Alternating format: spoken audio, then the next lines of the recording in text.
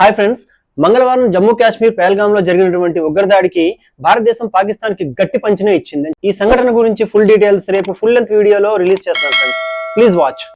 పాకిస్తాన్ పౌరుల్ని ఇండియాలోని ప్రవేశానికి నిషేధిస్తూ సంచలన నిర్ణయం తీసుకుంది. అలాగే పాక్ తో దౌత్య సంబంధాలు కూడా చాలా వరకు లిమిట్ చేసింది.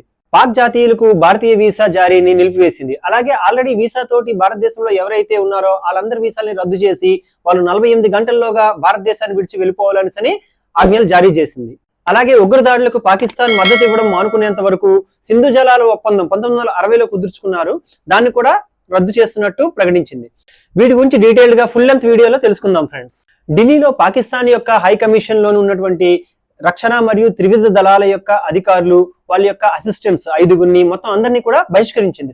అలాగే పాకిస్తాన్ ఇస్లామాబాద్ లోని భారత హై కమిషన్ లో ఉన్నటువంటి భారత రక్షణ మరియు త్రివిధ దళాల యొక్క సలహాదారులను కూడాను మన దేశం ఉపసంహరించుకుంది. ఇండియా పాకిస్తాన్ కి రాకపోకలు జరుగుతున్నటువంటి పంజాబ్ లోని అటారీ సరిహద్దును వెంటనే నిలిపివేయాలని నిశ్చయించింది. ఇరు దేశాల్లోని హై కమిషన్ లో ఉన్నటువంటి సిబ్బందిని 55 నుంచి 30కి కుదించింది friends. So please watch my full length video about this. Thank you friends. జై హింద్, జై భారత్.